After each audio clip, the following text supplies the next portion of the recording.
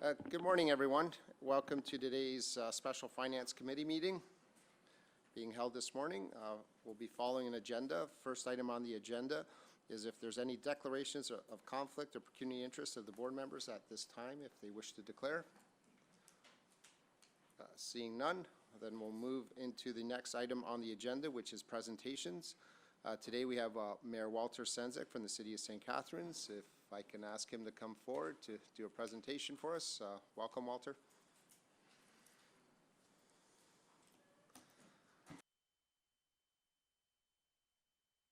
Chair D'Angela, thank you for allowing us the opportunity to speak here. My name is Walter Sendzik, Mayor for the City of St. Catharines, and I'm here on behalf of our City Council as well as the residents of the City of St. Catharines. I'm also joined by Regional Councillors Kelly Edgar and George Dart. Kelly Edgar is also a resident in the downtown of St. Catharines, and both Kelly and George were at the most recent business meeting that took place in downtown St. Catharines regarding some of the issues that I'll be bringing up today. I just want to start by thanking the Niagara Regional Police for their efforts this weekend, and which was a very challenging time in St. Catharines downtown. And the response from the Niagara Regional Police has been greatly appreciated and noted by the public. I also want to remind the public and the members of the board that when we talk about the issues that I'm talking about today regarding mental health, homelessness, and addictions, I don't want to conflate the two issues that took place, the shooting and the gun violence that happened in downtown St. Catharines. This is not, I don't want the public to conflate the two, and I don't think we should be putting both of those in the same basket. Gun violence is something that's occurring in communities across Canada. They're in communities in Ontario, and any resources that can be provided to the Niagara Regional Police, we will be there beside you advocating for. I think there's additional resources that are required. I think gun violence is something that we should be looking at even more acutely.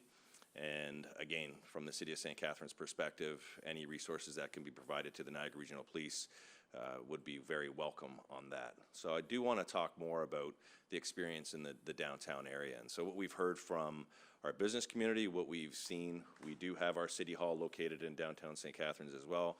What our own staff have experienced is obviously an increase in homelessness, increase in mental health issues that are also tied to addictions. And so we're working on addressing this complex issue with a lot of different partners.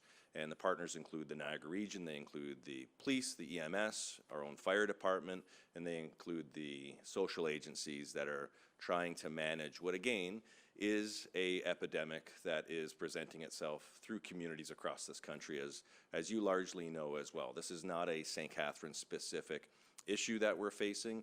This is something that communities, and as a member of the Large Urban Mayors Caucus in Ontario, I can tell you that every medium-sized, small town, large city is trying to tackle this very big issue. But it's a complex issue. And so in St. Catharines, City Council has recently applied for additional funding for the CCTV cameras in our downtown. We have 26 currently. We're asking the province to provide additional funding so that we can invest in more of those cameras. But as I've said on the radio, those cameras are only good when a crime has been committed. It's not there to prevent a crime in terms of you as Niagara Regional Police use that resource after a crime has been committed. But we're looking to create a more safe downtown. We also are working with our businesses and the police to create better lighting in our downtown so that people feel safe in that environment. We're working with our community partners to expand the outreach programs around mental health, addictions, and homelessness. There's the Bear Clan that was recently launched this summer. Bear Clan, an initiative from Manitoba, from Winnipeg, where they have volunteers who are working out of the Silver Spire Church in the heart of our downtown, who are going out Thursday, Friday, Saturday nights, volunteer, helping to work with those who are experiencing addictions, homelessness, and mental health issues. They're working hard, as well as the City of St. Catharines through our downtown library branch. We've invested in additional security. We've put additional cameras up on that facility to try and address some of the issues that are presenting there. And we're also very supportive and have worked hard to create transitional housing in our community. In St. Catharines, and Chair D'Angelo was on the board of Niagara Regional Housing when we approved the build on Carlton Street, the first Niagara Regional Housing build in our community since 1977. So we're investing in housing in our community, and it's part of that complex web of how do we ensure that we're getting people to places where they feel safe. But today it's really looking at the right resources, the allocation of the right resources in the right places. And I applaud the police chief for the investment that he's put in front of you today for 40 additional officers. And what I'll add to that is that we're looking for the right resources, the right officers to be in the downtown space through foot patrol and through other initiatives that can work with the community, the community agencies and the Niagara Regional Community Services to ensure that the officers are part of the different approach to managing the issue. And what I mean by that is making sure that the officers have the proper training around mental health, around homelessness, around the trauma that's being presented through these individuals. And I'm not saying that those resources aren't provided today, but we want to make sure that the officers that are in the downtown space are part of a bigger approach to tackling this issue. And so with those additional resources that you're considering here today, I think within that, look at what the training is being provided for the officers. The officers, the motto of the police is to serve and protect. That protect word isn't just the singular word of protecting from someone else who is looking to do harm or commit a crime. It's also at times protecting the individual from themselves. And so what more can the Niagara Regional Police do under the serve and protect motto to protect individuals from themselves as they suffer through a trauma, as they suffer through mental health, and as they present in very challenging situations. And so I know that the men and women of the Niagara Regional Police are trying very hard. Today's complexity of dealing with what is being presented is much more complex than I think it was 20 years ago. And so the resources that you're allocating are the proper resources, but also making sure that the training is there and being provided to the men and women as they deal with this on the front lines. EMS has the iHeart program, the MHeart program, which is putting a mental health caseworker through EMS. And I know Vice Chair Steele and Mayor Gibson and Mayor Steele, as part of Regional Council, we're learning more about what MHeart is doing in communities across Niagara. Your Coast program is, I think, a very strong leading example of what you can do through the Coast program, and that is putting a mental health care worker within your system to allow for your men and women of the Niagara Regional Police to work through those issues as they present. And so the final point I'll make is that at that business meeting that we had in downtown, it was referenced that 40% of the calls are coming from St. Catharines, yet 30% of the resources are being allocated to St. Catharines in terms of the issues that are being presented. If we can right-size that in some way, and I think maybe with the additional 40 police officers will allow for a partial reallocation of those resources, that'll have a net positive impact on our community. When you look at downtown St. Catharines, we are the urban hub of Niagara. On any given night, you could have 7,000 people, 5,000 going to an Ice Dogs game, 2,000 going to the First Ontario Performing Arts Centre. We want to make sure that that environment is safe for them. We want to make sure that we're building a downtown that's inclusive and safe, and I'll use the word for everyone. It also needs to be safe for the marginalized. It also needs to be safe for the most vulnerable in our community. So we all have to play a role in that. St. Catharines is playing a leading role. I know the Niagara Regional Police is playing a role. We all need to play a role in that, and that's going to include additional resources. And so I'll just end where I don't want to be here next year asking for additional resources. I'd like to be here next year talking about the positive net gains that we've all experienced. And if we can do that and show the public that we're actually taking an innovative, proactive approach to the issues facing our community, I think people will feel more safe.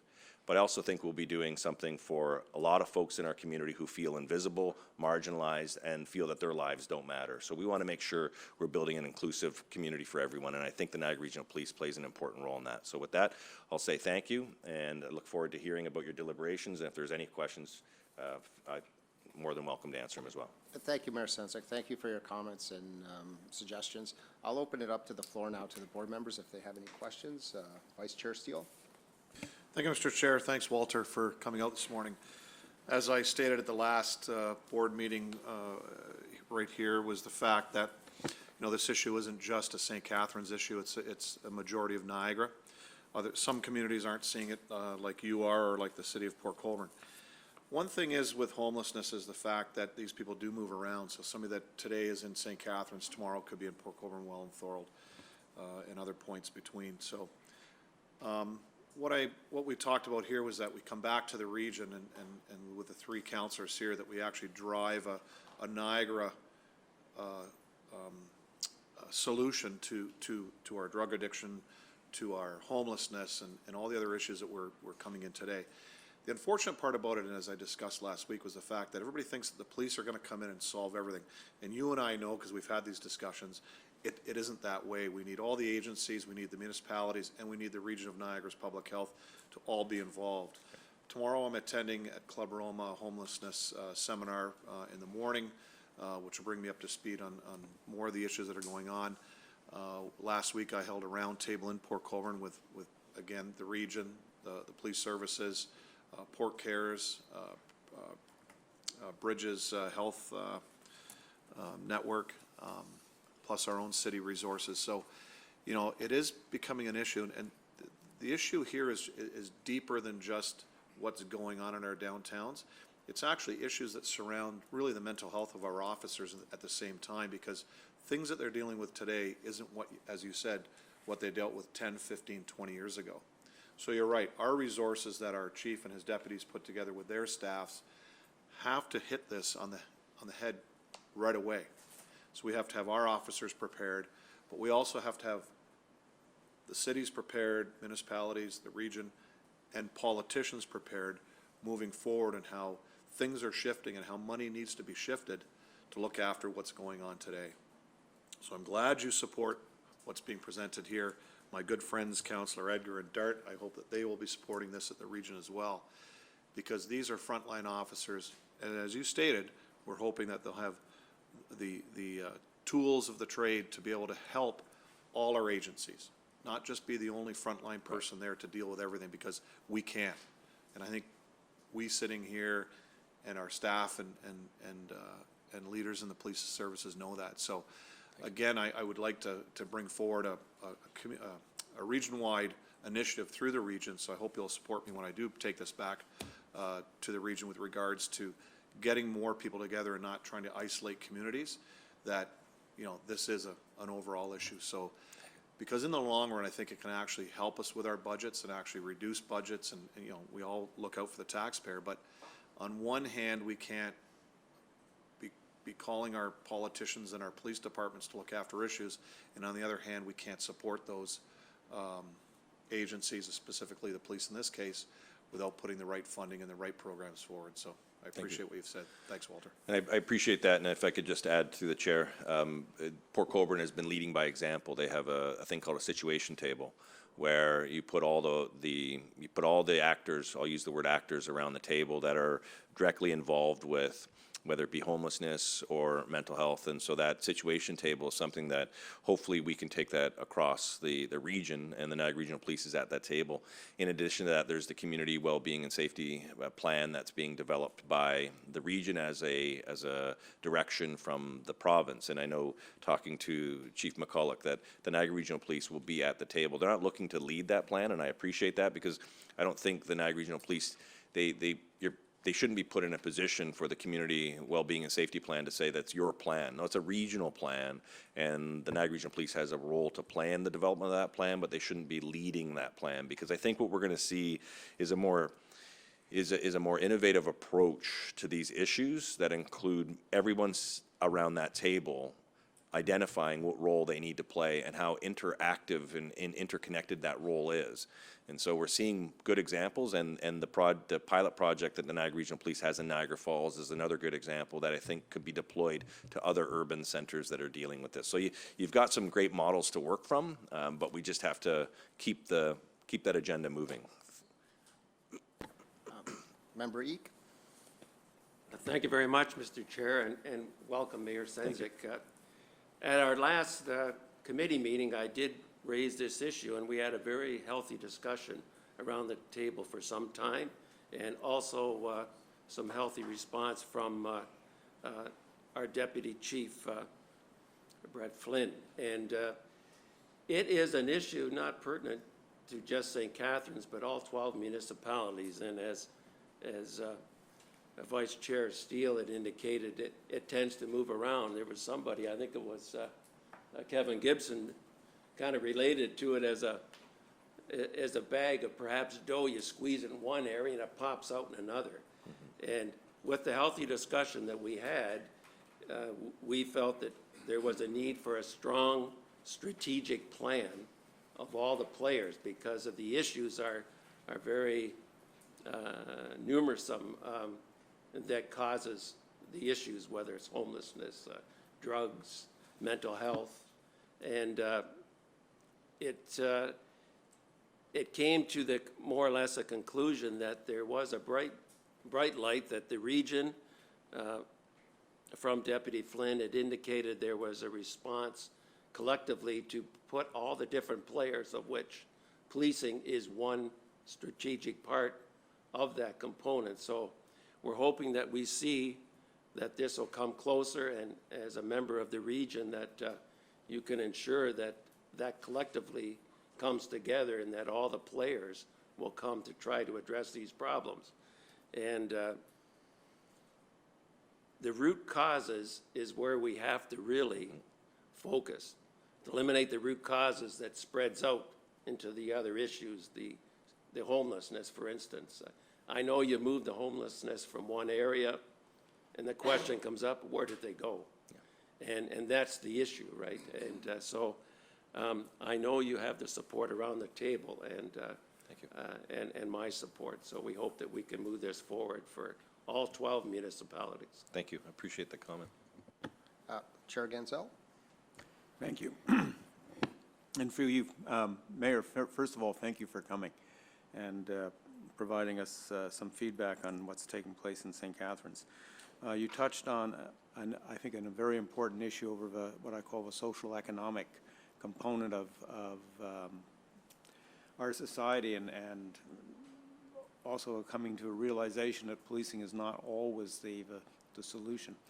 But I also commend you on referencing the activity that's taking place in Port Colborne, which is the hub model or portal, which the Niagara Regional Police, along with the city and other agencies, must be almost 4 years ago, were instrumental in getting that up and running, and I believe it is certainly showing results in that community. It did come from the town or city of Prince Albert, Saskatchewan, where it was developed. And it has been, at least in that community, it proved to be one of their most successful sort of social economic components. The police are not the lead, nor they should be. We have a seat at the table.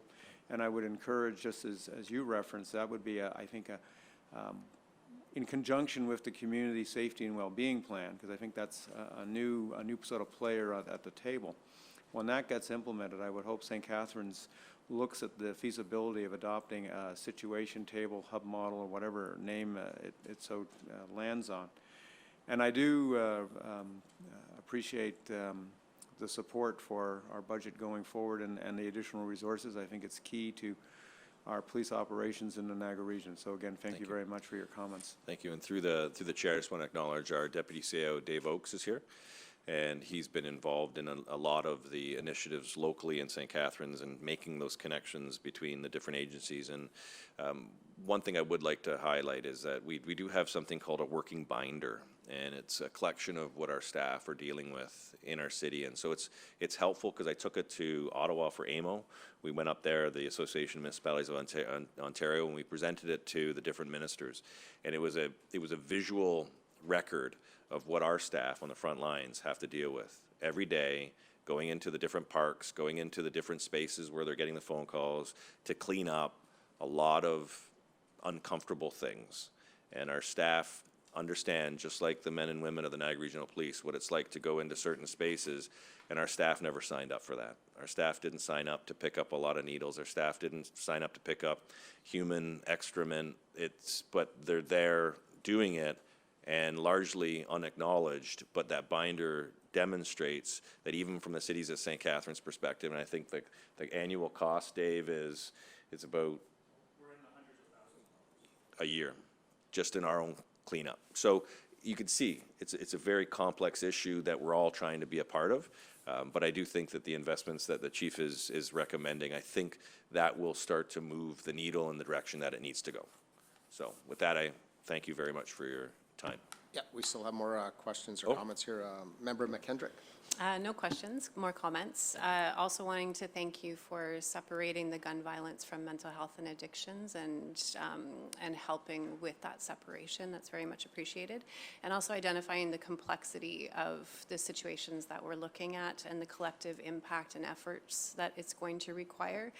The police are often the first point of contact, but not necessarily the sole solution. So recognizing there is a lot of good work going on and how do we bring that together collectively, and that everyone has needs that need to be met. So I was very appreciative of it needs to be safe for everyone, understanding that there is different perceptions and discomfort, but also how are we addressing that so everyone's needs are met, and as a community we're taking care of each other, not only the individuals that are experiencing mental health, homelessness, and addictions, but also our police officers who are responding to those calls, our city staff who didn't sign up for this. How are we supporting each other? And I think that you're pointing out the importance of training and collective knowledge is important for police, but also for community and other social agencies. So thank you. Thank you.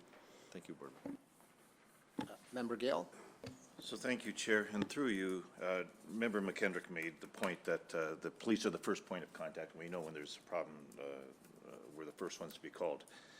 But while you're at the podium, I'd like to defer to the chief and ask him, because I've had people ask me, what do the police do? What are their options? And I'll give you an example. You get a call at the St. Catharines Public Library or the Niagara Falls Public Library or Port Colborne or wherever that there's a homeless person there. And the police officer shows up. I'm not trying to put you on the spot, Chief, but what are your options? What do the police actually do? Because if people call me and they say, police are criminal, why are they involved in this? And I know we are the first point of call. So I know there's people watching out there that want to know, what do police actually do when they get there, please? And I say this while you're at the podium in case you want to comment, please. Through you, Mr. Chair, I think those types of situations are becoming more and more common and more frequent, particularly in the St. Catharines, Niagara Falls areas where we're dealing with a lot more homeless situations. The challenge for our officers is oftentimes they're presented with a situation where there have been no laws that have been broken. It's not illegal to be homeless. And so then we look at, all of the other factors around the individual that's presenting. Are there mental health issues? Are there social agencies that we can connect them with that can allow that person to be better cared for? Or are there shelters available? Oftentimes, these types of individuals prefer to live on the streets or prefer to be in a homeless situation. So our options are quite limited, to be perfectly frank, but we do recognize more than ever the need to be collaborative, the need to be connected to the various social agencies within our community so that we can, where possible, connect the individual to the appropriate agencies or services. So if you'll permit me to ask the Chief, so the officers now are trained that they have all the resources, be it mental health, be it homeless, be it whatever item there is, at 2 in the morning, they have people to turn to, that they can get help for this. We aren't just arresting or shoving the problem somewhere else. Through you, Mr. Chair, at 2 o'clock in the morning, not necessarily all of the resources are available to us, so our limitations are often left with the Mental Health Act. If there is any imminent danger or fear for the safety of the individual themselves or fear for safety of any other persons, then we have the option to apprehend the individual and take them to a mental health facility. What we do have the luxury of is, as was referenced by Mayor Sendzik, was our Coast Unit, where we have the ability to have follow-up done, perhaps not at 2 o'clock in the morning, but when those individuals come back into work, and they can then connect the individual to the appropriate social agencies. Okay, and Walter, I went through you. If you have any questions, I'm sure the chair will allow it of the chief right now. No, and I think what Board Member Gale is talking about can be pointed towards the situation table, where one of the things that we've talked about, and I've had a discussion with the chief, is that your Niagara Regional Police, they're working around the clock, and yet some of our social agencies shut their doors at 5 o'clock in the afternoon, 6 o'clock in the afternoon. And how do we readdress where the resources are allocated? Because, as I often say, it's in the darkest moment that happens in the middle of the evening when the resources required, the only resource you have is Niagara Regional Police or EMS. And yet, where is the mental health caseworker that can deal with the individual that's there at 2 o'clock in the morning presenting? So we have to do a paradigm shift on how we're actually approaching these issues. It can't be, one agency is open from only this to this. We have to have a full understanding of what actually is available at 2 in the morning or 4 in the morning or 6 in the morning, so that when the crisis is occurring, that there is the right resources at that moment. And as the chief said, maybe not waiting until someone shows up for work at 9 o'clock in the morning, but actually dealing with that crisis at 6 o'clock, which unfortunately falls to the shoulders of the Niagara Regional Police probably far too many times than it should. And so we have to do a big rethink, but it's going to take more than just the police to do it. It's going to take a whole community to rethink how we're approaching this. So that's a great question. So those are the comments I wanted to hear from you. And Chief, if you have to meet with the mayors, because at 2 in the morning, I'll use that example again, there's not availability, and our officers are tied up with people when they obviously need assistance. They're not criminals, and that's when we should be addressing it with the mayors or the region or whomever. I hope you'll take advantage of that. If I could just add another point and just piggyback on the comments of Member Steele and Mayor Sendzik, I really think the Community Safety and Wellbeing Plan presents a really unique opportunity for the region of Niagara, really for the first time ever, to have a coordinated strategy, because there isn't one right now, on how to address homelessness, how to address the issues of poverty, mental health, and addictions. They're extremely complex issues.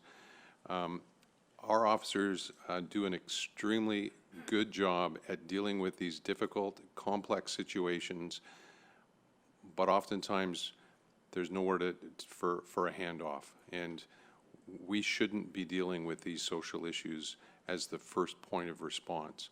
And I think, as the mayor has pointed to, a shift in the paradigm has to come, and I think the Community Safety and Wellbeing Plan, led by the region, presents a great opportunity for that to happen. Chief, that's what I wanted to bring out from you, so thank you very much. Any further questions or comments to the presenter? Mayor Sendzik, thank you, and thank you for coming to address these issues. You would have loved the debate we had, or discussion at the last board meeting, because we are trying to find some solutions here. We want to play our role, and as you mentioned, everyone has a role. They have to know what their role is to help, correct this situation and move it in a more positive direction. So we hope to see you here a year from now with some positive results to report. Thank you, Mayor Sendzik.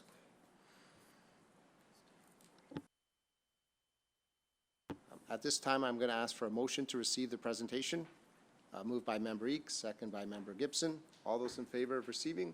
Those opposed? It's carried.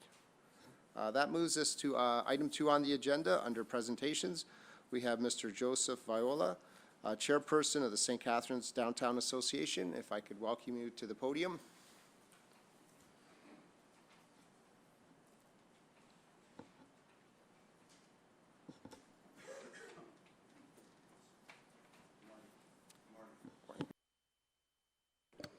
Good morning.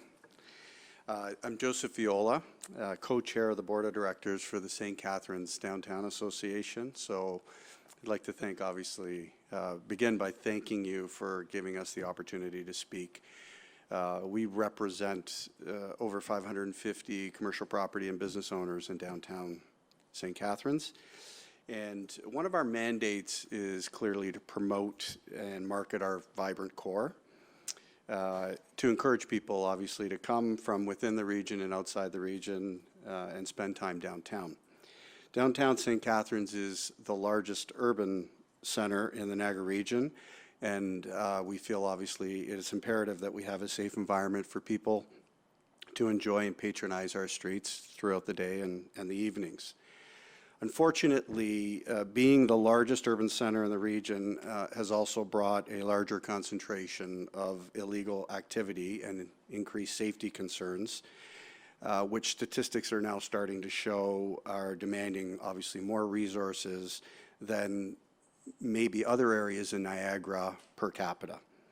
And a couple things like the movement of the police headquarters and soon the District 1 detachment, which is moving outside of the downtown business core, is contributing further to the perception of rising risks and safety concerns as we begin to realize an even less physical presence in our downtown core of police. To state the obvious, we've seen a significant spike in the presence of marginalized individuals, including those with mental health, addiction, and homelessness, which is contributing substantially to creating a detrimental environment for business owners, specifically and their patrons. Unfortunately, the degree to which this is occurring recently in the downtown core is why we feel that drastic and immediate resources are required. Our ask is pretty simple and clear, and I don't think can be understated. Further to what Mayor Sendzik had indicated, statistics are showing that over 40% of the calls for service to the NRP are received from St. Catharines, with the bulk of that from downtown. Yet only 30% of the budget in the police complement has been allocated. So we see step one as just aligning the needs of the community with the allocation of the resources, specifically in the St. Catharines area.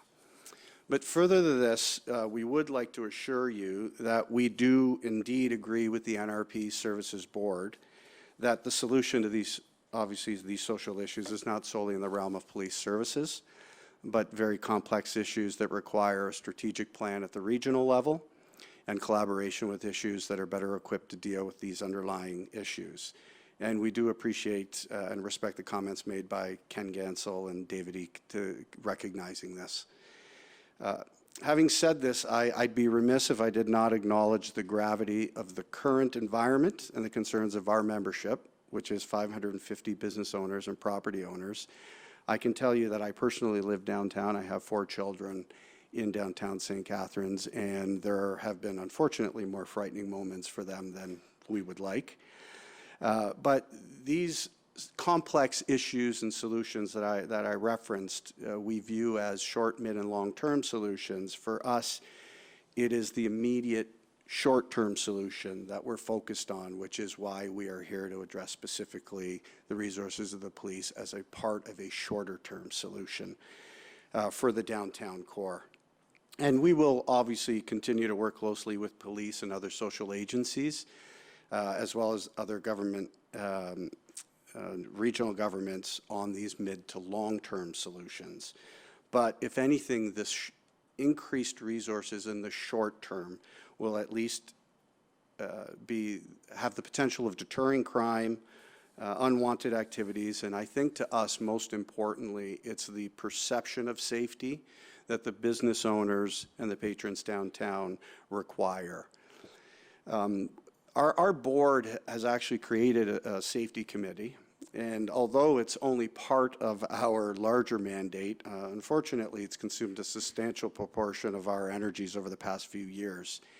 And we have spent countless hours as a board reviewing academic papers and other studies from institutes, the National Institute of Justice, Department of Justice, Harvard University studies. There's even wonderful local studies that have been done through Carleton and other universities in Canada, specifically in smaller municipalities with focus on measuring the effectiveness of foot patrol and community policing, et cetera. And in each and every one of these statistical cases, what was consistent was that at the core to every approach to a sustainable crime reduction, where you had complex issues that we are discussing involved, was the concept of neighborhood policing. And the notion, where their proven measures have shown that enhanced police presence or a much more proactive rather than the traditional reactive policing is much more effective and much more immediate. And many of these studies have taken it to the next level at downtown core areas and focused on the effectiveness of foot patrol and how it adds substantially to the positive perception of safety to the public. And success of foot patrol, specifically in downtown areas, has substantial data to back its success. And this idea of community policing is that it works more in a consultative manner with citizens and businesses. So like all the things, as you can imagine, more face-to-face with the NRP is nothing but valuable to the community. And I will go out of my way to say that a lot of our business owners have come to us and thanked us because they have noticed an increased presence in our downtown recently, and we thank you very much for that. But there is a lot of data from 05 to 09. If you look at downtown Young BIA, where foot patrol levels, statistical data shows that not only did crime decrease steadily, but they did studies where people had indicated that levels of fear had decreased, and what was most important was the perception of the police performance had substantially increased or improved in the eye of the public.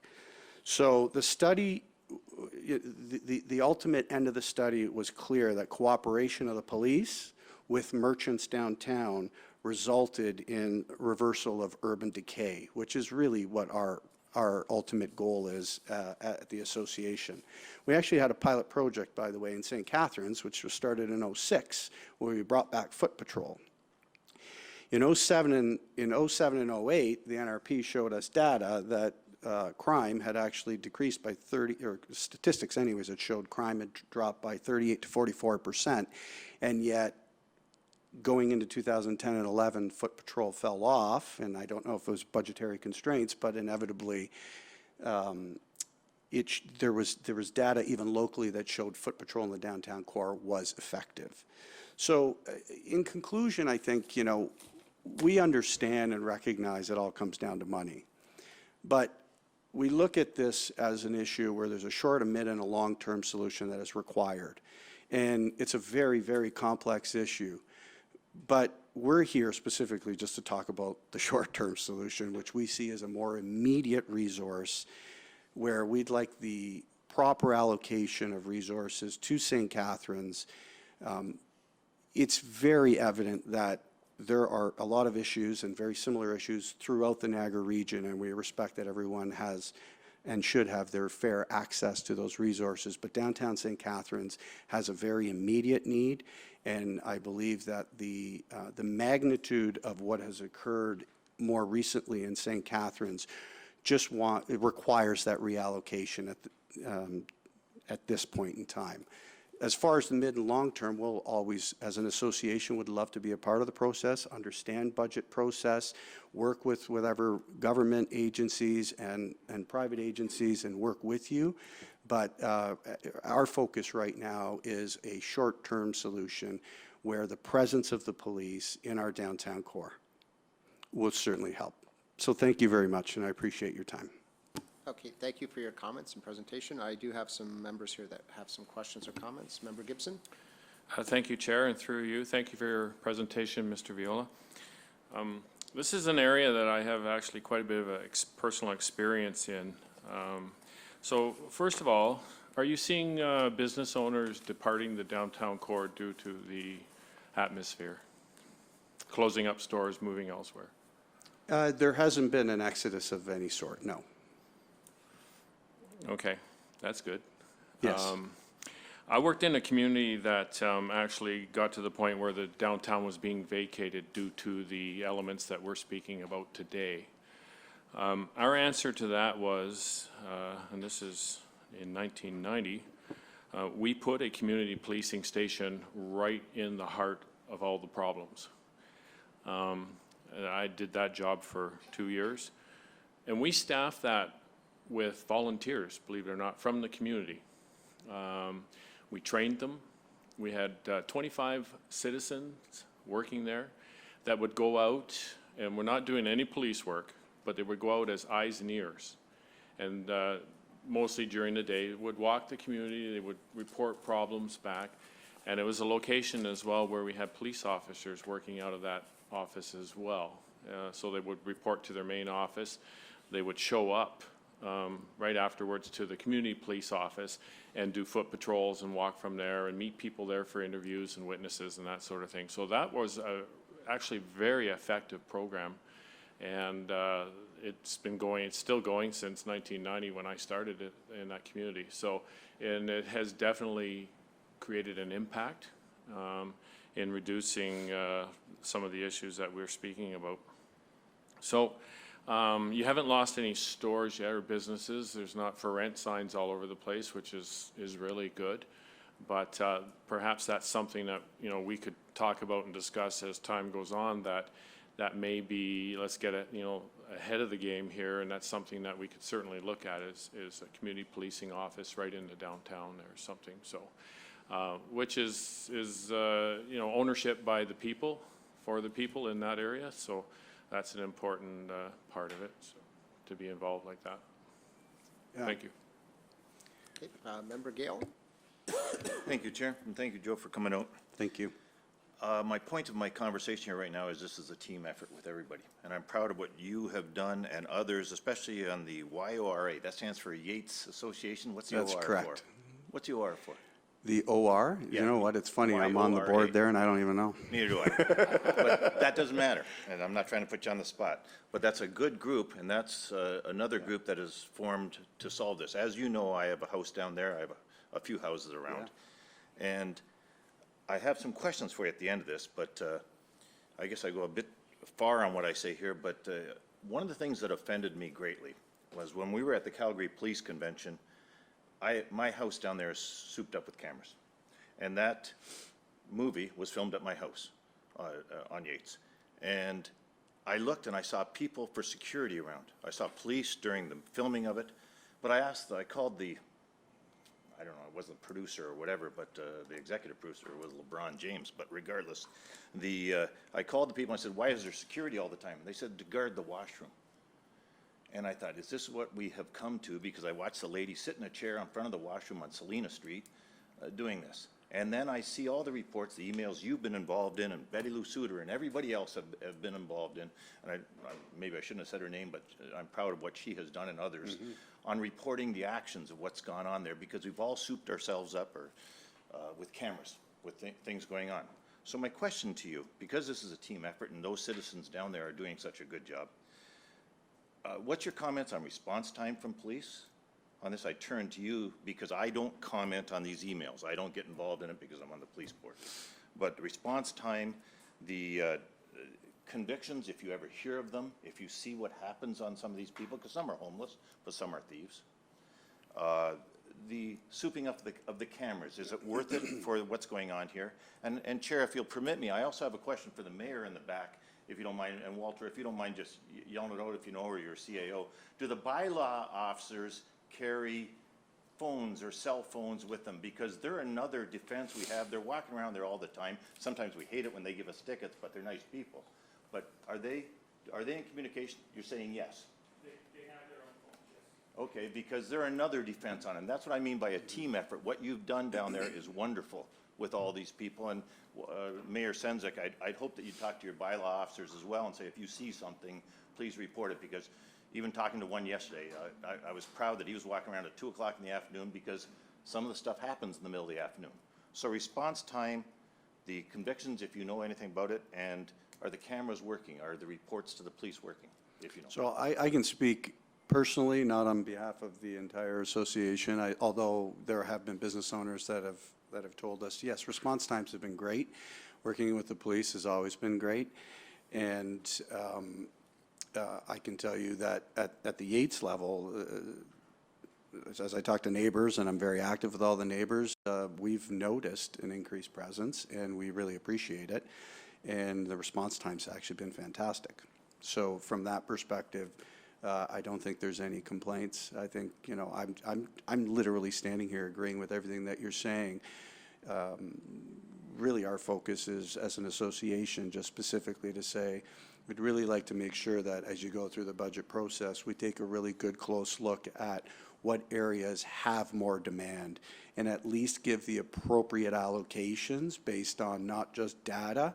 Sometimes data might say, oh, 40% of the calls, 30% of the budget, but maybe given the acceleration of what's going on, you might find it's more reasonable to where you can allocate even a little bit more of that budget to downtown St. Catharines, where the issues are really accelerating and becoming much more difficult. And so we're just here to say, in the short term, as you're looking at the immediate budget process, we'd love to at least address that short-term issue. Those medium and long-term solutions and issues are, I think, are fantastic. And as an association and as a group, I can tell you everyone I live with in the Yates area would love to participate. The Downtown Association would love to participate in looking at what these mid and long-term solutions can be for very complex issues. And there's so much data out there on in other communities where other programs have been tried, et cetera. I know it always comes down to money, but that's where we can look at the regional, provincial, federal levels and see how they allocate budgets and where can we take money that maybe is unnecessary and reallocate. But we just want short-term, really important to business owners right now and patrons that are going downtown to the Performing Arts Center and to the going to see the Ice Dogs, just that perception of safety. And one thing we know as a certain is people feel better when they see, even if it's not NRP, it's private security, I don't know, but that some sort of authoritative figure deters crime to some degree. We know that statistically, and that's what we're looking for our business owners downtown. So as you are a member of it, I would hope that any press that are watching that will interview you or whoever formed that Yates Association, because I'm so proud of it. It's such a ripple effect. When you send an email out, I saw this happen on my property, and everybody chimes in, yes, this happened. We found this stolen, or this was sitting, a bicycle in front of my property one day, and somebody put down, and everybody was coming to me saying, is that yours, is that yours? No. Obviously, I don't ride a bike, but. Yeah. I probably shouldn't say this, but I see someone who probably doesn't live in our neighborhood with a black hood walking down the street, and I'll walk down the driveway and say, can I help you? And they'll turn around and walk away. And I think everyone's starting to do that. So yes, I think everyone needs to help participate. I have no problem sending in messages to the NRP to even for the most rudimentary little things. So yes, I think everyone needs to be engaged. Absolutely. And as you're a citizen, you know if the response from the police isn't good enough, you have access to the chief and everyone here, or compliments on this stuff, conviction rates, or anything like this. Do you ever hear of what happens to some of these people that are arrested, or? Unfortunately, I don't know. No, and it's a bad comment for me to ask of you. Chief, do you keep track of it? Are you satisfied with what happens here with the same people being arrested all the time? Because it might be education, it might be whatever, but on this. So I don't know that it is the same people. Like I'd have to get more into the weeds, I guess, to understand specifically about the individuals you're talking about, whether they are the same people that are being arrested, if there are concerns with regards to release conditions, whatnot. I mean, anecdotally, there are concerns with regards to individuals who are being released on, say, a recognizance with conditions. They're breaching those conditions, and they're breaching those conditions, and they continue to breach those conditions. So that is frustrating. There's no question about that. But I can't speak specifically about this area of St. Catharines. So my point, Joe, is that this is a team effort with everybody, from bylaw officers to your citizens, to your groups, and people like this. And we don't need to bulk up with police all the time. I get it. I'm not trying to go against what the chief is saying about hiring more officers and that. But if the citizens participate like the Yates Association has, it's a wonderful atmosphere down there. So, thank you. Thank you. I have Chair Ganzel. Thank you very much. And Mr. Viola, thank you very much for coming in. We know it is a complex issue, and I think you've outlined that in the presentation. I think also, which is important, and I've stressed this so many times, is and I think you recognize that, the police are a component of it. Your members are a component. Everybody who is in the downtown core, everyone who's a citizen in this region is a component. The social economic issue is still, in my opinion, the underlying factor, and I think you would probably agree with that. A lot of work to be done, I think, with the cooperation of the city and through the mayor's office. I think the city of St. Catharines is on the right direction. I suspect that you're basically lock in step with that whole process. We are. One last point that I wanted to make, you mentioned that the one district had moved out of a downtown core. There was a great debate 5 years ago now. It is in the urban boundary, which at the time, I believe, was considered to be the downtown core. Across the yellow line in the pavement on Welland Avenue, the mall that would be to the north is actually outside the urban boundary. So that little corner that we occupy is inside the downtown or / urban boundary. A great effort was made to locate that building there, and if you haven't driven by, you'll see a lot of progress there, especially with framing out the main concrete structures and that. I visit the site about every 2 weeks as my role as chair of the building committee on behalf of the board. So anyway, again, thank you for your presentation. Good to hear everybody is, I think, on the same page and trying to work forward. It's a complex issue, and we will get through it. It may take a bit of time, but we will get through this matter. So again, thank you. Thank you. And just the last comment in reference to that, it is in the urban boundary, agreed, but what we really want to address in the short term is the perception. You have to understand how many comments we get from our citizens who frequent downtown or business owners. Perception isn't always necessarily the truth. So the perception is what we're really trying to focus on. And it's incredible how much data and studies and evidence there are in other communities and other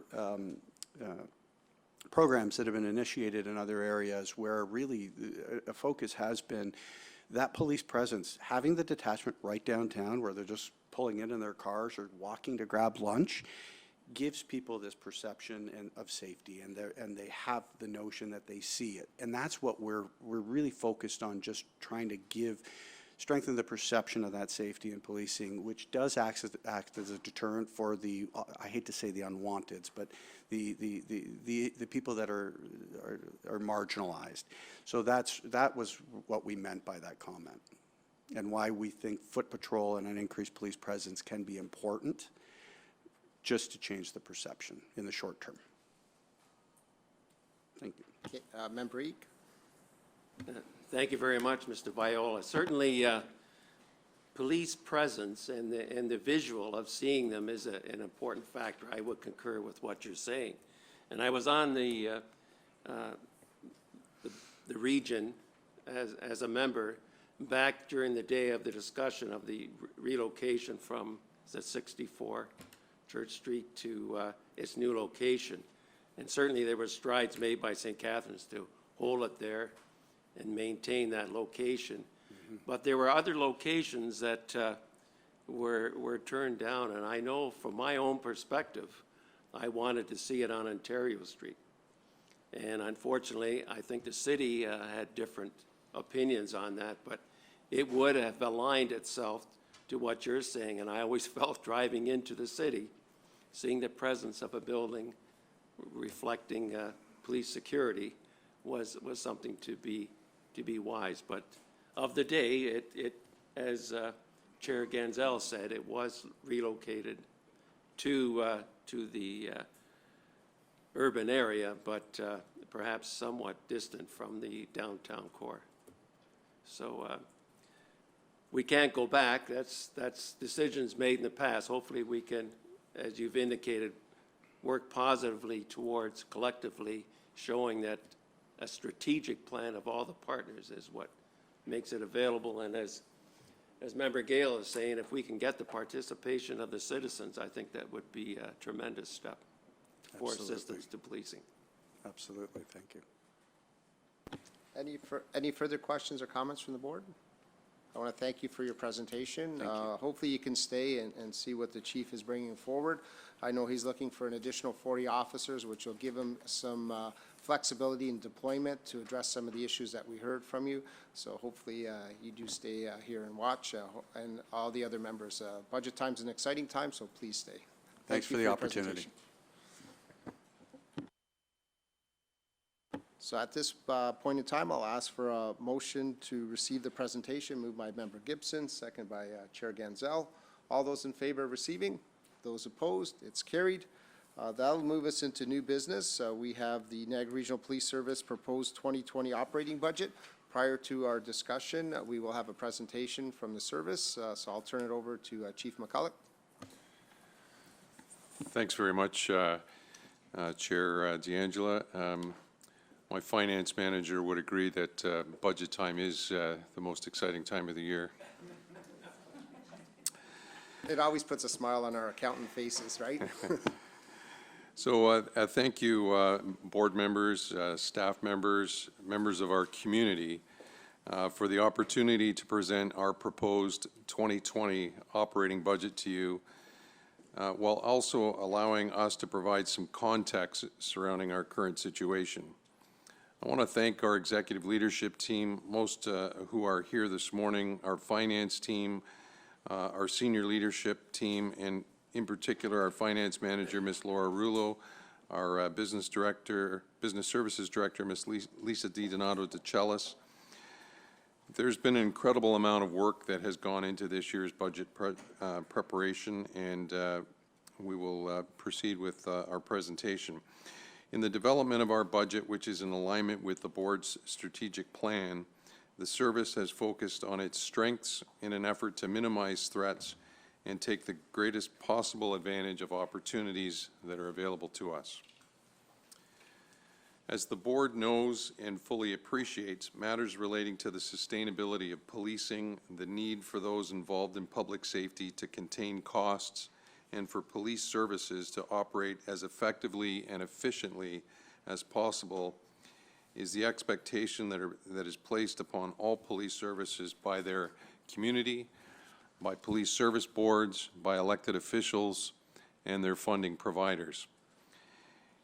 In today's era of policing, police services are expected to achieve organizational excellence through the effective and efficient use of resources and to deliver policing services to our community in a manner that contributes positively to community safety and instills public trust and confidence in the police service. In order to achieve this, police services rely on intelligence-led policing, a model that leverages technology and built around the assessment and management of risk. Police services are dependent on intelligence driving operations by critically analyzing information to better understand crime trends, which then helps guide an appropriate response, enforcement tactic, or prevention strategy, while of course maximizing resources. Proactive and community engagement initiatives such as foot patrol, school resource officer programs, and community situation tables have also proven to be effective tools in addressing today's current policing challenges. Increased reliance on collaboration, engagement, and partnerships has also proven to be very effective in addressing the safety and well-being of our communities. Given the complex social issues impacting municipalities right across Canada, now more than ever, it highlights the need for a coordinated and collaborative strategy which leverages a broad sector of stakeholders within the community to address the complexities associated with mental health, addictions, poverty, and homelessness. Globalization of crime and victimization has changed the landscape of policing. With the ever-increasing complexity of these types of investigations, it underscores the need for police services to work collaboratively with our partner agencies at the local, provincial, and federal levels in order to address illicit drugs and weapon-related crimes, terrorism threats, organized crime, and the victimization of vulnerable persons through internet-based crimes, often perpetrated against the most vulnerable members of our community. The board's 2019-2021 strategic plan serves as a roadmap for our service over the next 3 years. Specifically, it addresses the effective and efficient delivery of policing services and promotes organizational excellence, community engagement, and collaboration. In the preparation of the 2020 budget, the service considered the 3 goals identified in the strategic plan that included a continued focus on public safety, fostering a culture of community collaboration and engagement, as well as enhancing organizational excellence. Our 2020 budget objective was to provide you with information to help you fulfill and execute your legislated responsibilities as board members. The foundation of the 2020 operating budget submission is consistent with prior years, as the service is mandated to uphold provincial adequacy standards while providing adequate and effective policing to the community. Excuse me. Also consistent with prior years, the service budget process included identifying budget impacts that were beyond our control and conducting detailed program reviews while also taking into consideration the future needs and strategies. During the budget process, there were significant uncontrollable budget impacts that were identified that resulted in a total of $1.7 million, or a 1.1% increase above the 2019 budget. These uncontrollable budget impacts are as follows. First budget impact is from the deferral of our 2019 budget. You recall during the 2019 budget deliberations, Regional Council recommended and the board approved the deferral of program changes to April 1st of 2019, reducing both the overall service budget and the annual increase. The board approved the annual budget with the proviso that the 2020 budget would be based on a restated 2019 operating budget that included the first quarter deferred salaries for those program changes. To date, the service's 2019 budget has not been adjusted to reflect this condition. The request to restate our budget is expected to be included on the October 10th Budget Review Committee of the Whole agenda. The impact results in a budget increase of $706,196, or 0.5% increase to our base budget. The second uncontrollable budget impact is the extra salary day. Each year, the region establishes the number of days to be used for budgetary salary and benefits expenditures. For the 2020 calendar year, the budget is based on 262 salary days, which is an increase of 1 day for 2019. The additional increase of 1 day is a result of 2020 being a leap year and represents approximately $500,000, or 0.3% increase. The third budget impact is a loss of provincial grant funding in 2017. The provincial government announced grant funding reforms.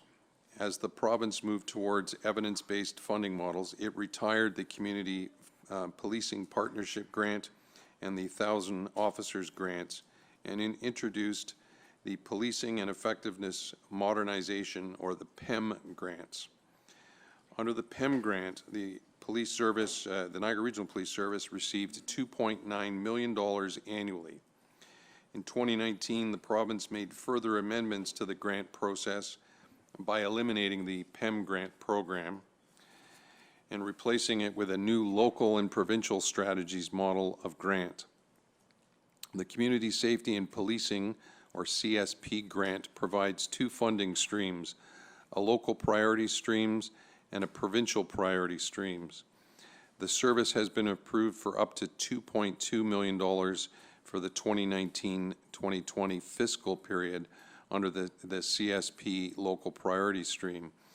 The service is anticipating an additional $300,000 in funding under the CSP provincial priority stream. The province's grant reform has resulted in a $500,000 funding shortfall, or a 0.3% 2020 budget impact. Further to these uncontrollable budget impacts, the service has base increases that amount to $3.8 million or 2.6%. The base increase includes a provision for collective bargaining, software licensing, and incremental critical technology infrastructure disaster recovery costs. On December 31st of 2019, the service's 3 collective agreements will expire. As compensation costs represent approximately 90% of the service's total expenditures before indirect allocations, the service is recommending that the region consider further alternative provisions for the additional payment of expenditures that may result from the expected agreement, decision, or award. The total proposed budget before program changes resulting from budget pressures and base increases is $152,257,361, or 3.7% increase over 2019, and we haven't introduced any program changes at this point in time. So to talk about the program changes, as detailed throughout this presentation, our 2020 budget approach was evidence-based and in alignment with the board's strategic plan. These program changes represent an investment in the service with realizable benefits. To highlight the importance of the benefits realized from program changes, I want to draw the board's attention to the return on investment achieved from the implementation of the 2019 program changes. I want to provide you just a few examples that we have realized to date. As you recall, last year you approved the creation of the Real-Time Operations Center, or the RTOC, that capitalized on intelligence-led policing. Without going into specific details regarding the recent weekend shooting in St. Catharines, the RTOC unit played a significant role in assisting our investigators with real-time, actionable intelligence as the incident unfolded. We are confident that the information gathered will greatly assist in bringing about a successful conclusion to this serious public safety concern. In addition, the RTOC has been instrumental in assisting officers dealing with a number of vulnerable persons in crisis. For example, an incident where the RTOC made observations on CCTV cameras of a female in downtown St. Catharines who appeared to be vulnerable and in some type of distress. RTOC analysts created a call for service and secured still photos of the female from the CCTV footage. These photos were shared with the responding officers so that they would know exactly who they were looking for. They checked on her welfare, and she was identified as a victim of human trafficking. Updated information and description of the female was shared for intelligence purposes with our human trafficking unit. To date, the RTOC has assisted with over 1,500 calls for service over the last 9 months. Last budget year, as part of the program changes, we added resources to form a dedicated human trafficking unit. The Human Trafficking Unit went live June 30th with 2 full-time detectives assigned, which has enabled us to be more proactive with human trafficking investigations. In 2018, the service investigated 13 incidents of human trafficking. This year, so far, we're at 22 investigations. And recently, on September 23rd, the unit arrested a male who is now facing 6 charges related specifically to human trafficking. We are part of a regional protocol and involved in bringing awareness to the public safety risks posed by human trafficking. These are just a few high-level illustrations of the benefits and impact on public safety that, with your support, we were able to achieve through program changes. This year's 2020 budget program submission includes 3 evidence-informed program changes that align with our strategic plan, totaling $2.2 million or 1.6%. The first program change relates to the Member Support Unit, which was established in November 2017 with the creation of a staff sergeant position. The initial vision of centralizing the coordination and oversight of the critical incident response team, the chaplains unit, the safeguarding program, as well as creating peer and family peer support teams and early intervention programs, has been expanded to include a reintegration program that aims for an earlier return of members to the workplace and building a resilient workforce. The reintegration program is modeled after a very successful program at the Edmonton Police Service.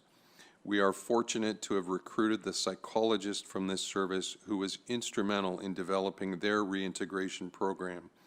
The result from your initial investment of a psychologist position in the 2019 budget, and with your approval of this next year's investment in member support unit, will lead to further success in this program.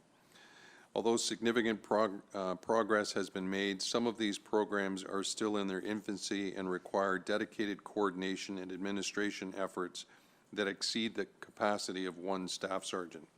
Additional resources are required to ensure the service achieves its objective to promote and enhance employee mental and physical well-being.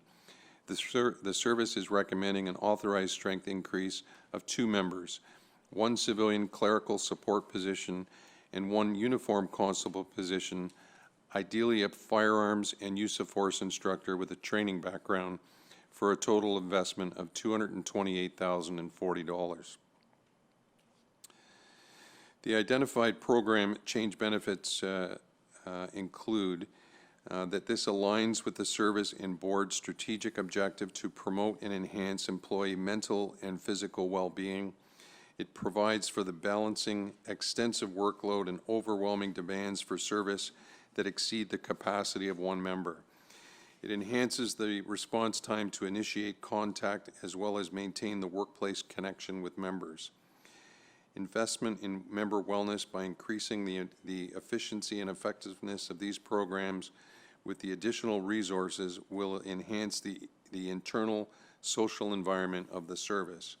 Studies have shown that early intervention can prevent long-term absences, which will mitigate the impact of Bill 163, supporting Ontario's First Responders Act, which is the presumptive PTSD legislation that was enacted in 2016, which was legislated the requirement for employers such as ourselves to provide workplace benefits for individuals suffering from PTSD.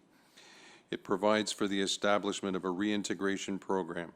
The program is designed to reestablish the member within the workplace more quickly, which promotes a willingness to re-engage their original on-duty position. The programming expansion is in alignment with the 14 recommendations published in the Ontario Chief Coroner's Report, Staying Visible, Staying Connected for Life, report of the expert panel on police officer deaths by suicide that was released yesterday. The report focuses on 9 suicide deaths in 2018, including the tragic loss of 2 Niagara Regional Police members. The program will lead to the improved morale, strengthen the employer-employee relationship, and promote the mental well-being of our members. Risks identified with not approving the program change include the inability to achieve member wellness objectives outlined in the board's strategic plan, the loss of momentum realized from member acceptance of these programs due to scarce resource availability, negative impact to the workplace social environment, increased lag time between initial contact and follow-up due to lack of resources, a critical factor that results in member connection with the service and the desire to return to the workplace. An increase in member occupational illness and injury absence and the resulting financial pressures on the service, and the inability to expand or maintain wellness initiatives, including resiliency programs. The second program change relates to corporate communications. The creation of the Corporate Communications and Community Engagement Unit placed emphasis on the growing responsibility of the Niagara Regional Police Service's Media Relations Office. As a large, complex organization, the Niagara Regional Police Service was aware of the need to expand ways to deliver key messages, share information, and receive feedback from its members in the community at large. Through the evolution of the Community Corporate Communications and Community Engagement Unit, CCCE unit, additional responsibilities and opportunities presented themselves to allow for the creation of a corporate communications strategy, an emergency communications strategy, and a service style guide as the unit took a leadership role in internal communications and branding, as well as the continued emphasis on external communications and media relations. When the Niagara Regional Police Service committed to a corporate communications and community engagement unit, it took a large step forward in police communications. This commitment indicated to the media, the community, and other police service that we as a police service now considered ourselves to have a voice that would no longer be primarily responsive, but also proactive in producing and providing quality, timely, informative, and accurate content. However, the leap forward in corporate communications has proven so successful that the demands that are placed upon the unit, along with the future demands of the service, have outgrown the current staffing model that will prevent us as a service from growing and continuing to achieve the type of success in both our internal and external communications.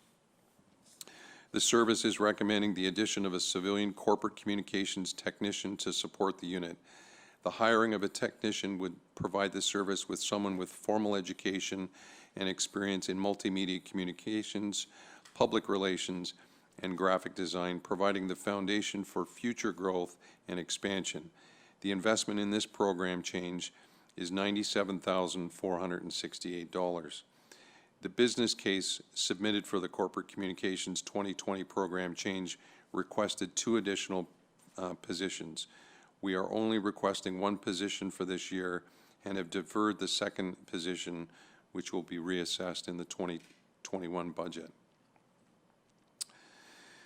The identified program changes include the addition of resources will enable the unit to focus on the service strategic goals to enhance communication of key messages regarding policing and public safety issues, and will enhance internal communication. It will reduce the risk of burnout of the 2-member unit. The expanding reliance on communication needs is placing unsustainable expectations on the 2 members to manage and balance the service requirements for 24/7 operations. It will improve the internal social environment by providing information using various media platforms, ensuring members are engaged and informed of service priorities and initiatives. The risks with not improving the program or approving the program change, the service may not fully achieve its goals that were set out in the board's 2019-2021 strategic plan. The last program change I want to talk about relates to the addition of frontline uniform officers. Uniform frontline patrol is the most vital and visible function within any police service. It's the primary method of contact between our service and the community which we serve. Frontline patrol is often the barometer by which the effectiveness of a police service is measured within the community. The Niagara Regional Police Service provides uniformed frontline police service to more than 460,000 residents, and of course the 15 million visitors that we see each year to the Niagara region annually. The program change is to hire 40 frontline constables commencing July 1st, 2020, at a net investment of $1.9 million. In 2019, using an evidence-based approach, the service completed a managing patrol performance study which included a frontline workload analysis, a day-to-day study of officer workload and availability to respond to calls for service. Data gathered on calls for services included queue times, dispatch times, travel times to respond to calls for service, the time spent on calls, types of calls dispatched, and time and day of those calls, and in particular, the call volume. The study also identified the drivers that reduced officer availability to respond to calls for service. Policing involves a complicated mix of reactive and proactive activities, preventive patrol, community problem solving, and follow-up investigation.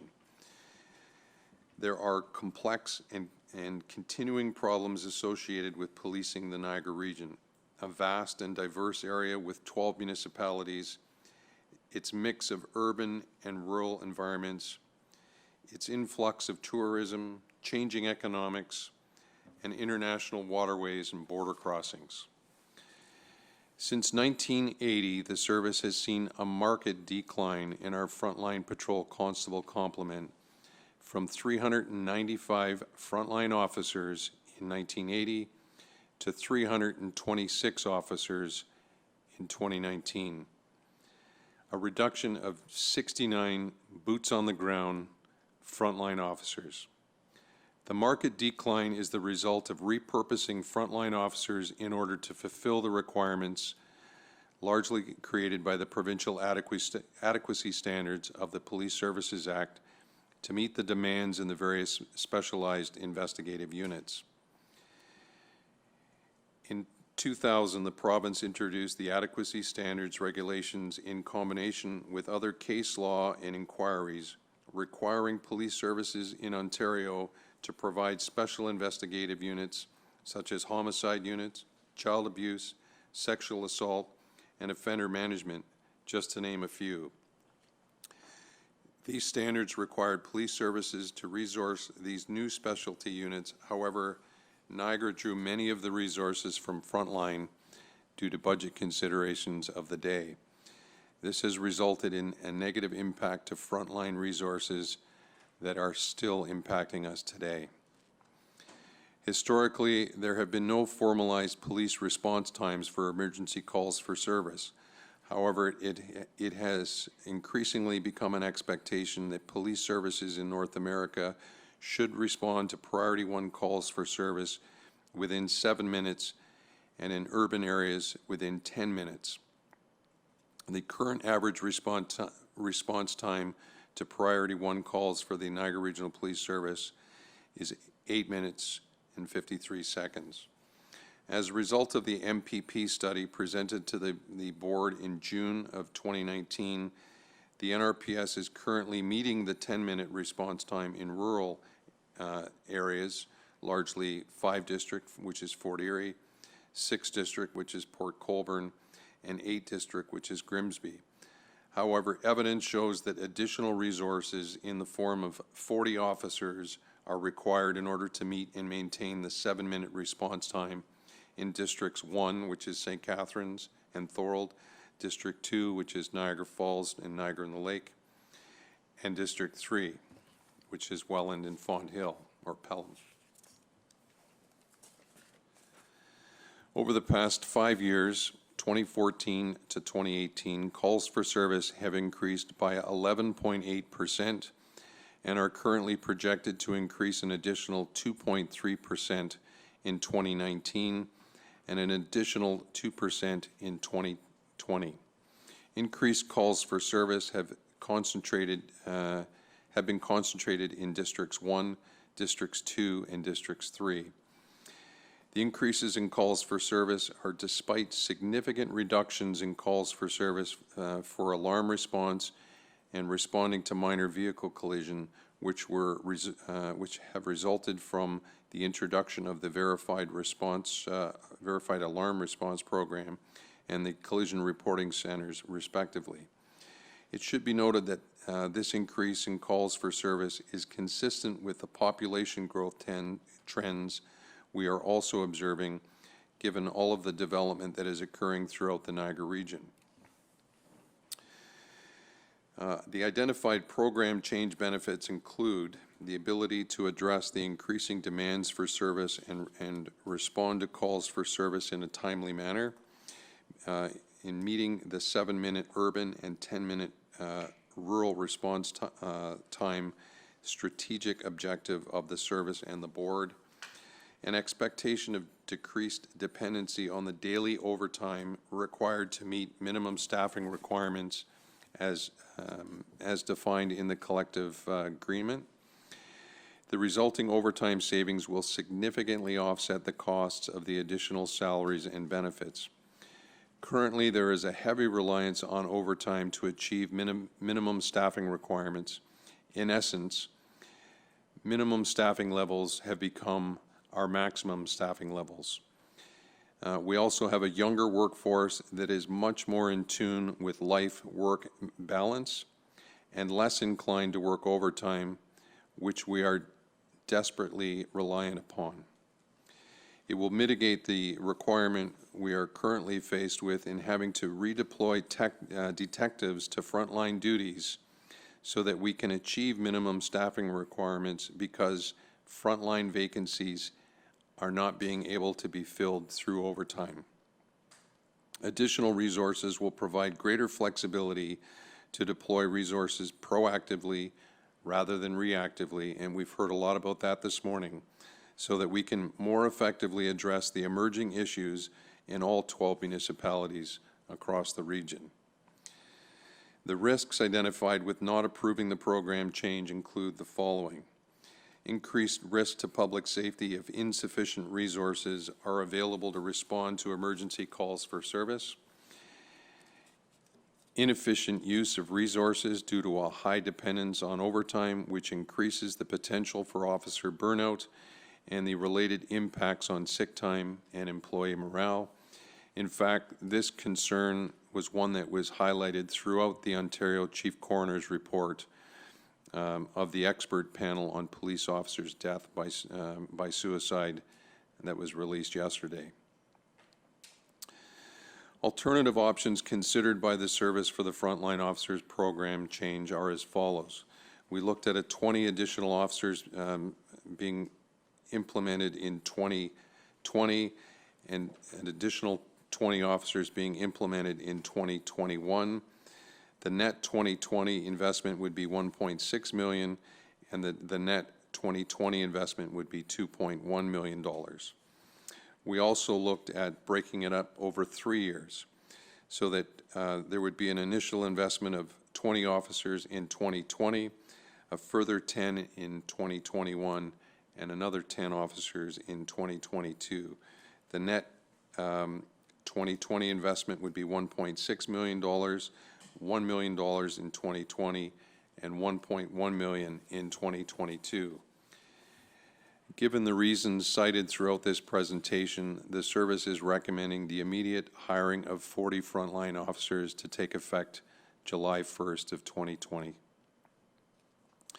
To recap, the service is recommending the addition of a support clerk and a constable to member support, a communications technician to corporate communications, and 40 frontline officers effective July 1st, 2020, for a total investment of $2,200,858, which represents a 1.6% increase. The addition of the program changes to the base budget increase results in an overall net expenditure before indirect allocations of $154,458,220 budget, or a 5.3% increase over the 2019 budget.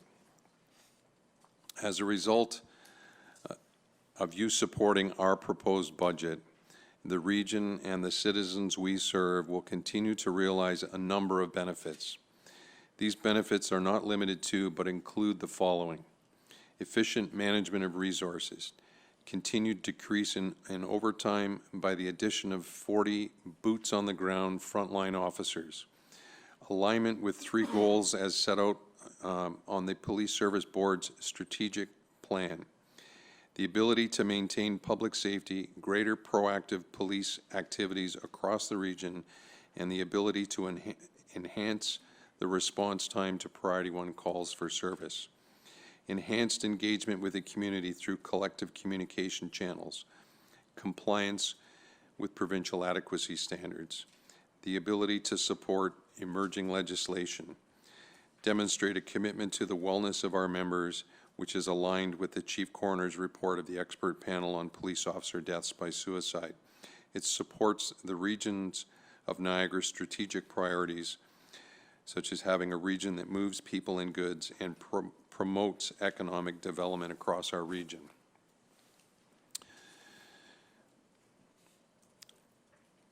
Collective bargaining, as previously indicated, this is the risks to our budget in 2020. Collective bargaining presents a risk. As previously indicated, the service has included a collective bargaining provision it considers adequate in accordance with the Police Services Act. However, this is identified as a risk until such time when the agreement is negotiated by the two parties.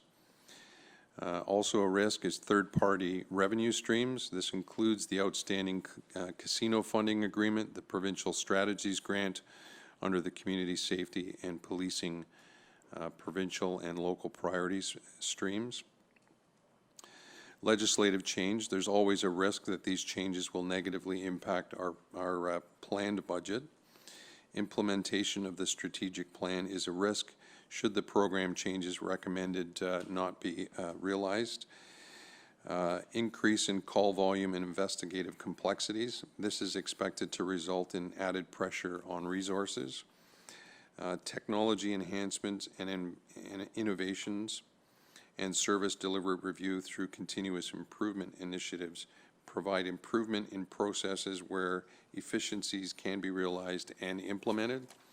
And future partnerships and shared service agreements provide opportunities that result in savings from economies of scale.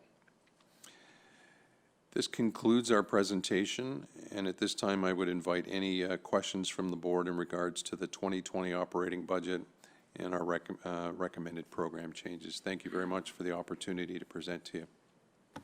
Thank you, Chief. Thanks for the presentation. So at this point in time, I'm going to open it up to members of the board. If they have any questions on the presentation or actually the report, we could do it together at the same time, and then following a discussion, we will then move forward with a motion at that point in time. So at this point in time, I'll open it up for questions or discussions. Member Gale. Thank you, Chair, and thank you, Chief, for that presentation. I'm going to be all over the map here with a number of questions, if you don't mind. Right off the bat, the 40 officers, why July 1st and not January 1st? And does that mean boots on the ground July 1st? Or with police college and that, are we talking 2021 for the new officers? So the why not January 1st is the reality that there is no possible way that we can get 40 officers for January 1st. It represents a deferral of those salary dollars that we will not be required to pay as of January 1st because we won't be able to achieve them by January 1st. We will be challenged to hire 40 new officers next year, there's no question. But through our recruiting efforts, we will do the best that we can to hire as many officers as we can and as quickly as we can in 2020, but recognizing as well that we will need to get those officers to the Ontario Police College in most cases. We will also be hiring currently serving officers, so officers who have already attended the Ontario Police College, who are currently working with other police services in the province or other police services across Canada. So we will do our best to have those officers boots on the ground as soon as possible. But realistically, we won't have the full 40 on July 1st. Certainly it'll be sporadic over the course of 6 months. That's correct. Okay, thank you.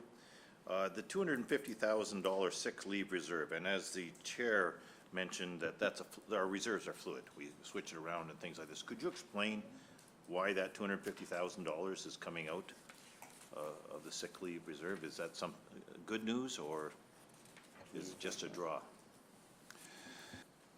I'm going to refer to our business director, Lisa Di Donato de Cellis.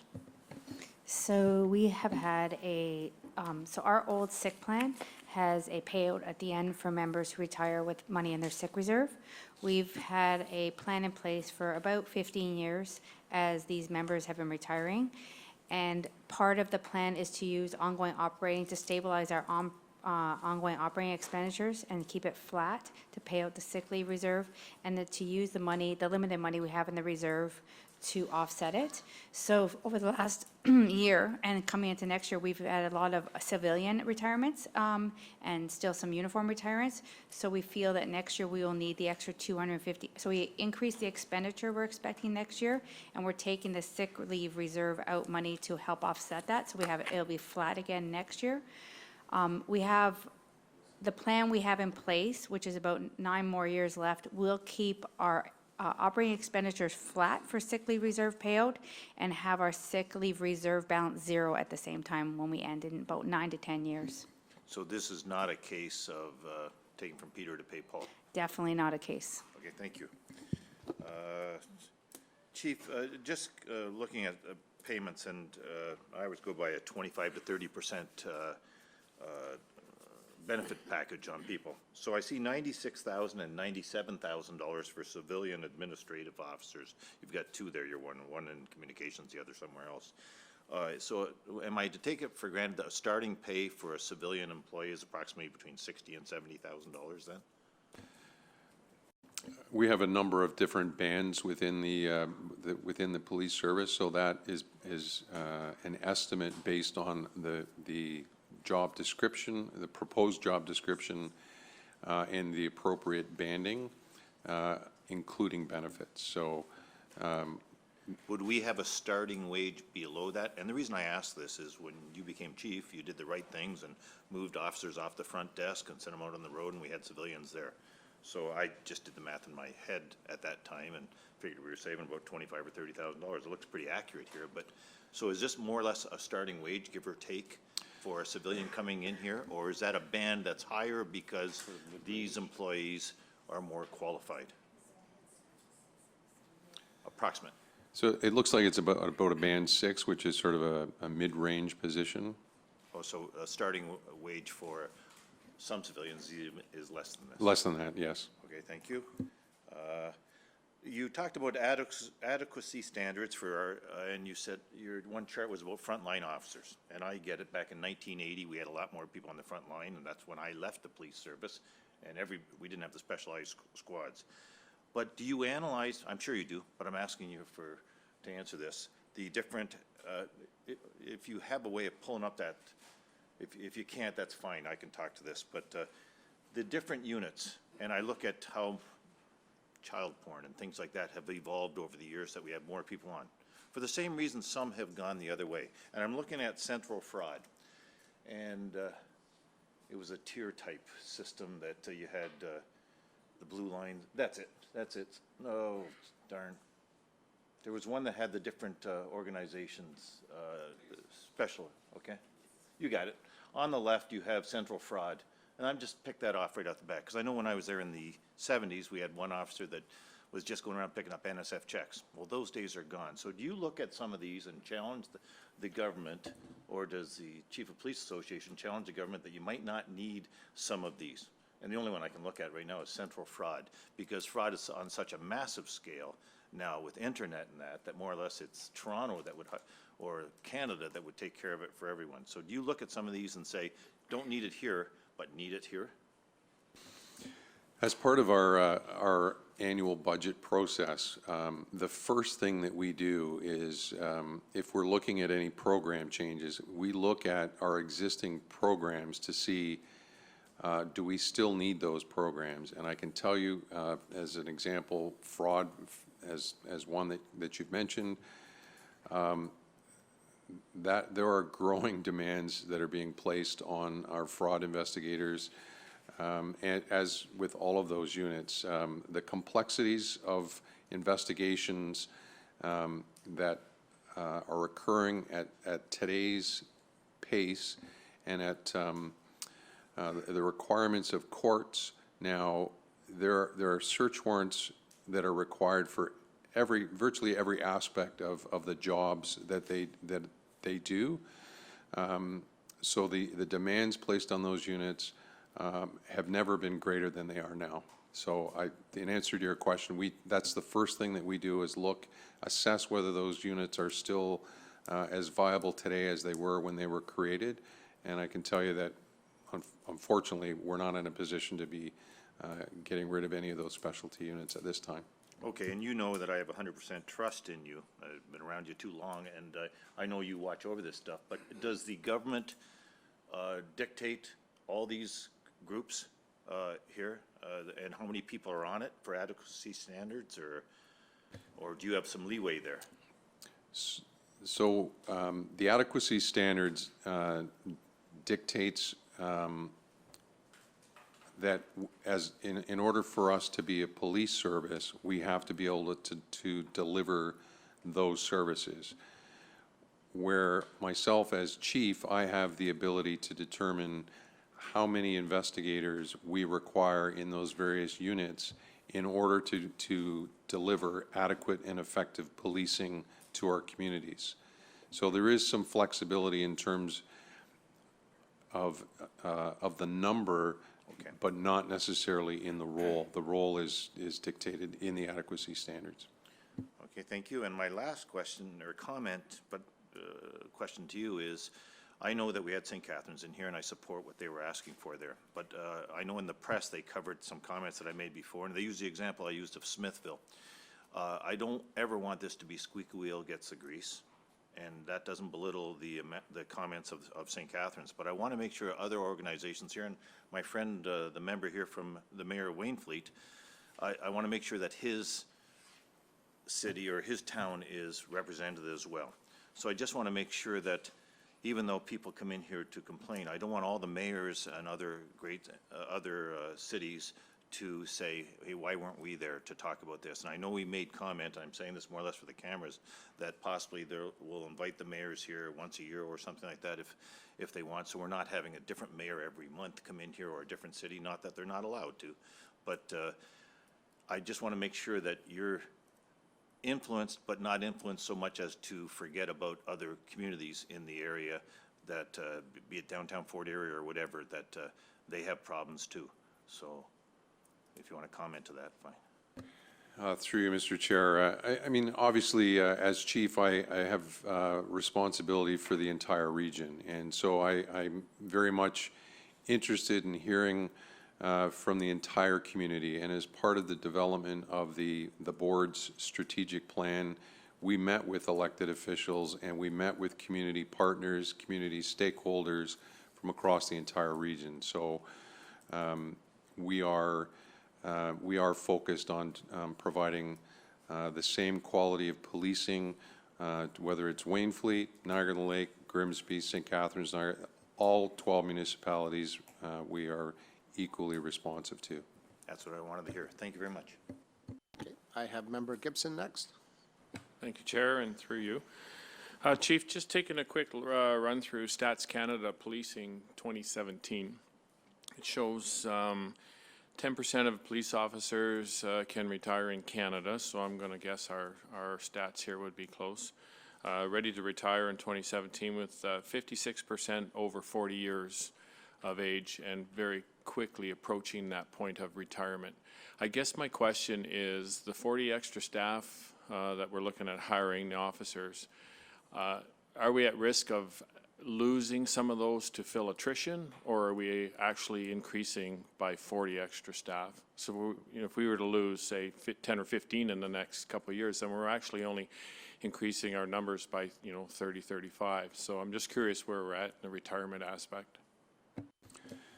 So through you, Mr. Chair, what we're asking for in this budget is an increase in our authorized strength of 40 new officers, and so that's over and above any retirement. So retirements would be on top of that 40 that we would have to replace as we do in every calendar year. Okay, that was basically my question. Thank you. Member Eek. Thank you very much, Mr. Chair. Thank you very much, Chief, for your presentation. And as a new board member, certainly I'm learning, and two things come to mind when I take a look at our budget for 2020, and certainly the highlight, of course, is the 41 additional constables that you're requesting to meet what you feel is the needs of the community. And I take a look in the presentation and find it enlightening that the you refer to as MPP, the Managing Patrol Performance. When we take a look at the numbers, in 1980, you had 395 frontline patrol constables. In 2019, you were down to 326. And I know those resources were reduced to meet the needs of other technological changes, et cetera, that took the frontline foot patrol officer. And the second point that comes to mind is listening to the presentation from Mayor Sendzik today, looking to have additional patrols as foot patrols in downtown St. Catharines, and certainly the other mayors around the table would be possibly looking for the same needs. And because this is being a public presentation today, as my concerns were, where are you going to use the 41 officers? And then it's been made clear to me, actually from Ken Ganzel, our chair, that really in order to properly use your resources and not to tip off the public where your manpower is relocated to, to offset the security of our region, that you can't state that. So for those that are perhaps wondering, gee, can I get 10 of those or 12 of those, that those resources figures aren't going to be let out, but will be managed appropriately from within your police resources. Through you, Mr. Chair, what I can tell the board is that we're going to use an evidence-informed decision in order to deploy those resources. And certainly, the MPP study that you referenced, Member Eek, highlighted the areas that were most impacted by workload, and we will do our best to, as I mentioned, use an evidence-informed decision on the deployment. But because of how we, of the collective agreement and how we currently deploy officers, there's a feature within the collective agreement called cross-district deployment. So what that results in is, if there's a particular district that has over their minimum strength on a particular day, and another district is under strength, we have the ability to deploy those people to that other area in order for us to achieve our minimum staffing. And so that's when I referenced earlier in my presentation about minimums becoming our maximum. What we're hoping to achieve by adding the additional 40 officers through this program change is the ability to not always be at minimum staff, and the ability to be more flexible in addressing community concerns and community problems by having those additional officers at our disposal when we truly need them. Thank you very much. Chair Ganzel? Thank you, Chair. I just wanted to make some comments. First of all, I think this is a very concise budget, and I thank the chief and his staff for putting this together. I think surely a number of us around the board table over the years, and it's backed up by the numbers here, realize that our front line does not have the necessary staff at the moment to basically adequately and effectively deal with a lot of the issues that we're seeing, which were of course highlighted today by some of the issues in St. Catharines. And I concur with what the chief was saying, that our minimums in a lot of areas end up being our maximums.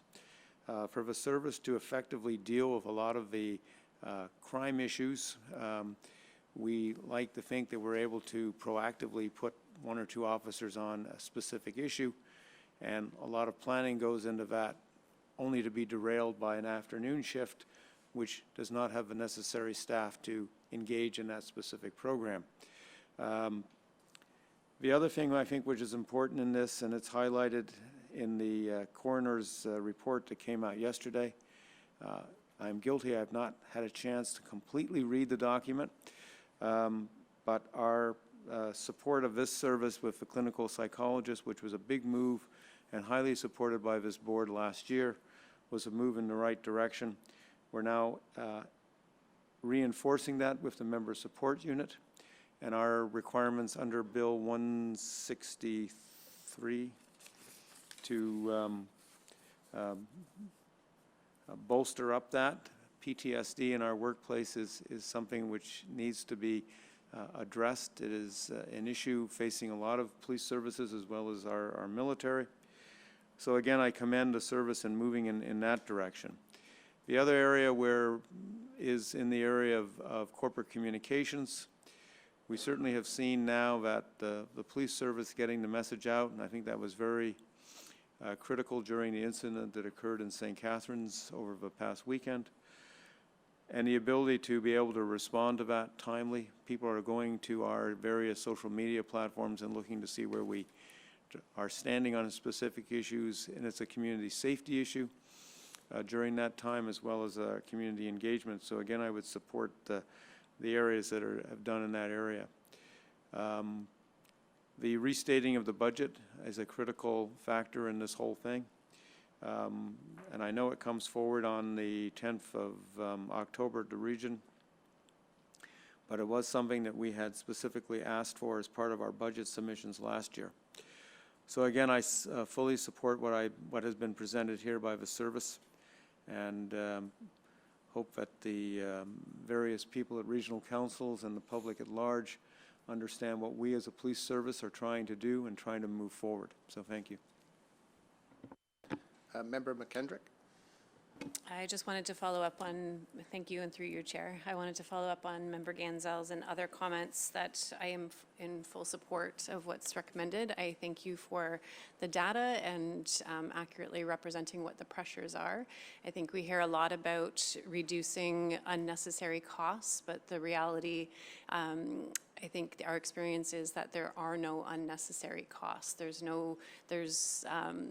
comes a point when there isn't an opportunity to be more efficient, and it is a time to invest in the front to get the gains that we need.